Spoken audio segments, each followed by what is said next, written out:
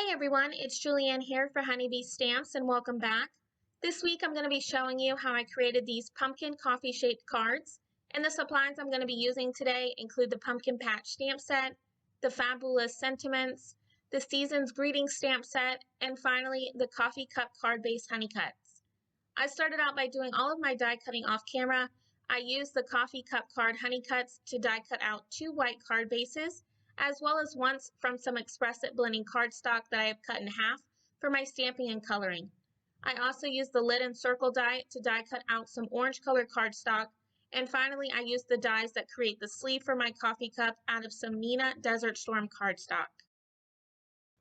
So here I'm just going to be showing you how I stamped out both of my coffee cup cards in order to create my cute little pumpkin patch by doing some stamping and masking. Since I am creating 2 cards today, I'm just going to be showing you how I stamped this first card out, but I am going to be doing the same process for both.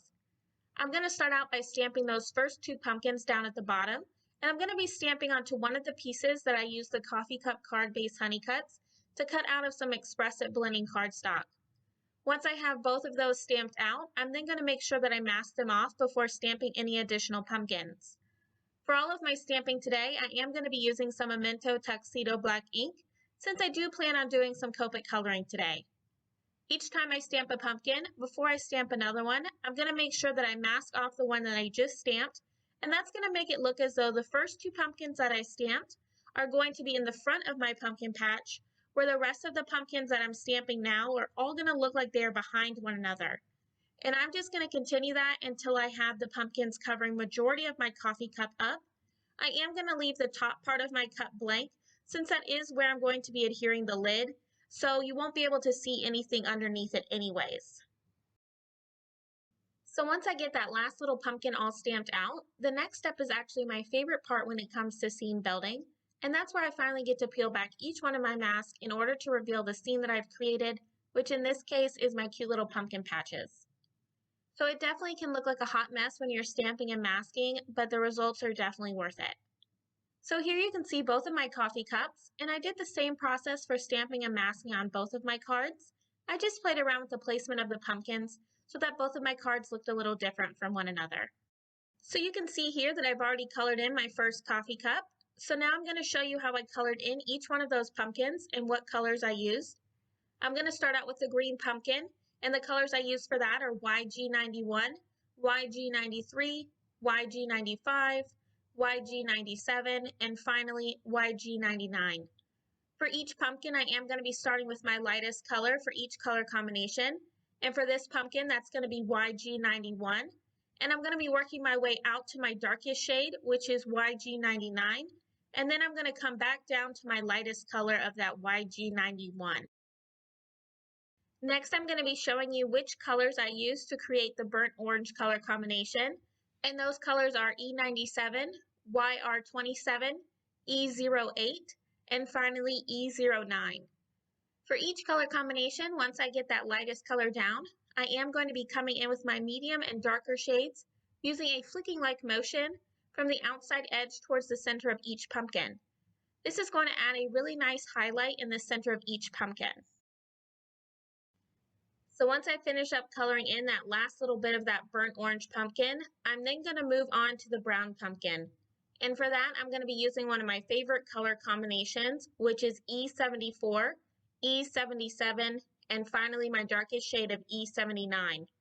I just love this color combination. It is definitely one that I reach for the most. I just love the color that I get when I combine these 3 shades together. The next pumpkin that I'm going to be coloring in is the bright orange pumpkin.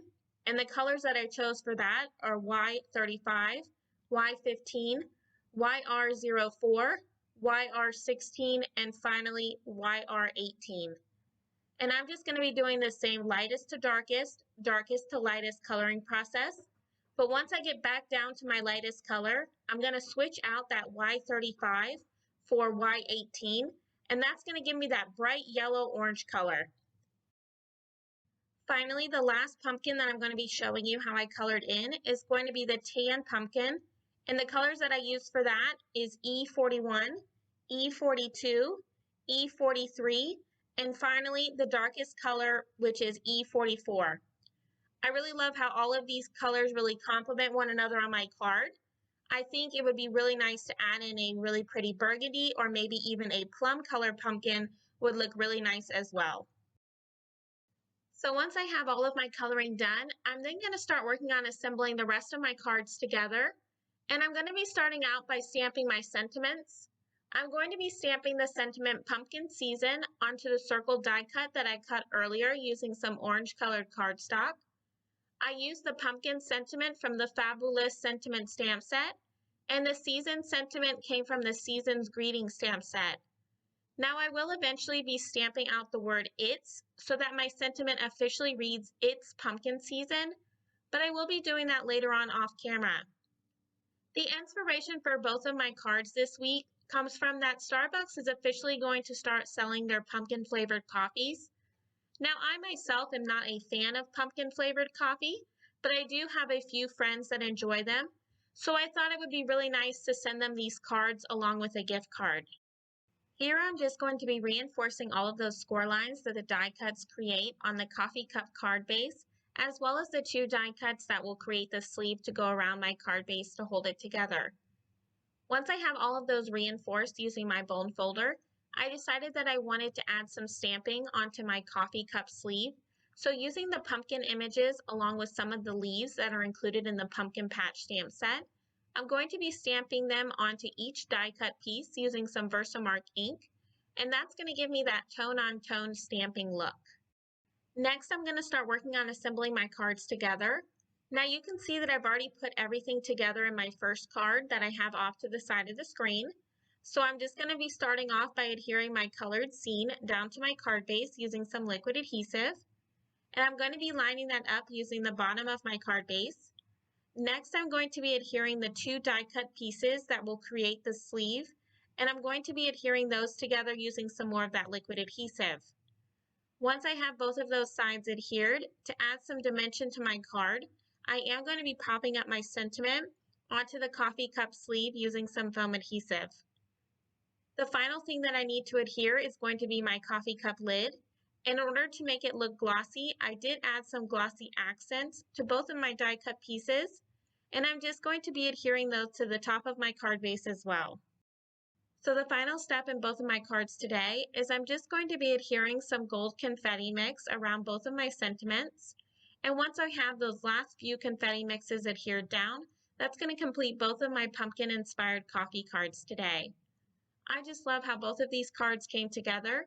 I also ended up stamping a sentiment as well as some more of those pumpkin images onto the inside of both of my cards.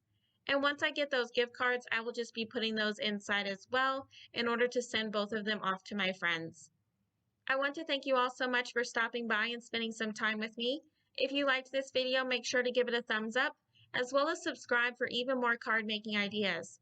If you are interested in any of the supplies I used today, they will all be listed and linked down below in the description box. And as always, I hope you have a wonderful day and happy crafting!